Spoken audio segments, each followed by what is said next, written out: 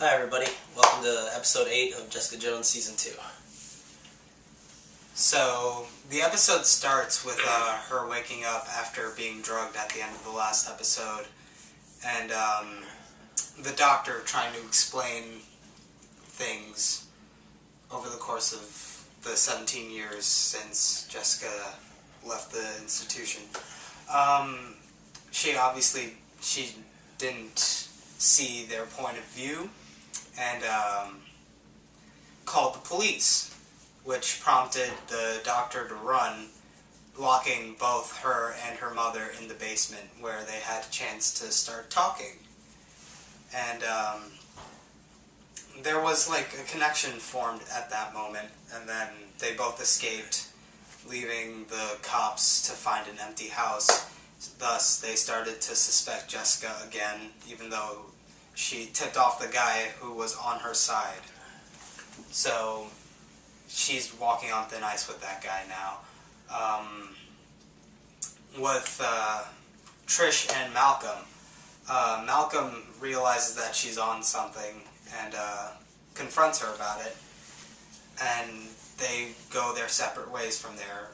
Trish is trying to find Jessica because she called off the IGH case once, because Trish called her while she was being held prisoner, but she just called off the entire thing for them and planned on doing it by herself. So Malcolm from then decides to go onto the other case that she's working on, the one for Jeri, and finds something about Benowitz, right? That was his name? That's his name.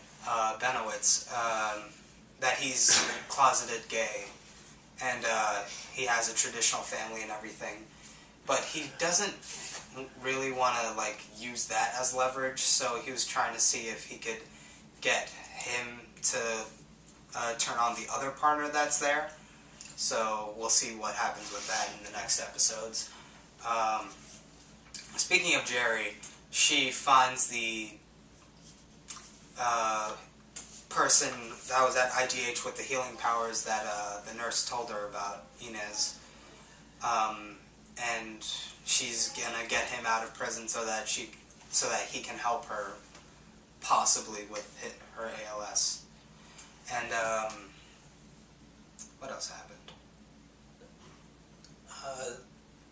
Malcolm took a hit of the inhaler. Oh yeah, so Trish finds Malcolm right outside the gay bar fighting these three guys.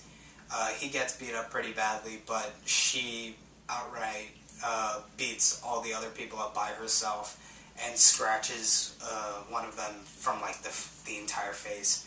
So she was definitely on the inhaler at that moment, and she offers it to him to heal, and he accepts, which he immediately regrets and runs off by himself.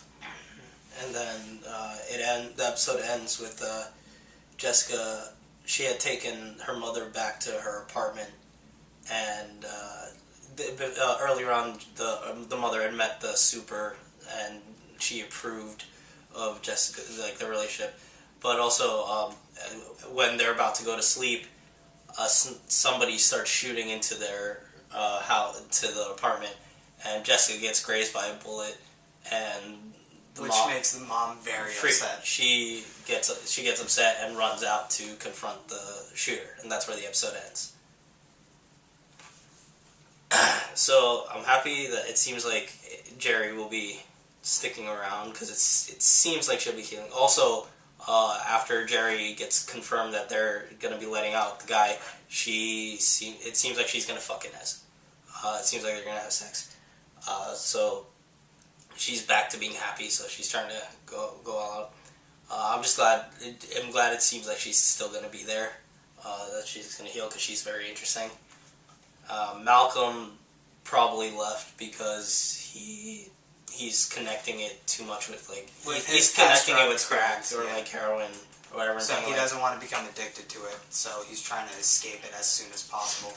Yeah, and Jessica is just trying to work something out and figure out how she feels in connection to her mother. And what to do with her.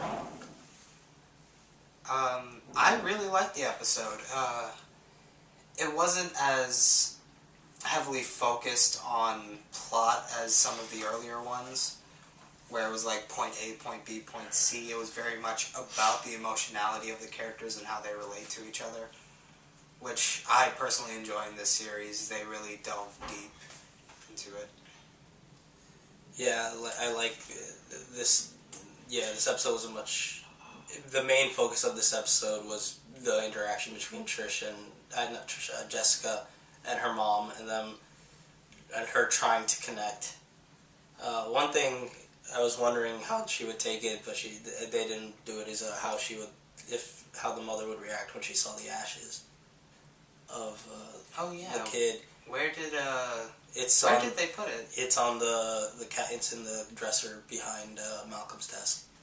She walked by it a couple of times, but they never drew focus to it.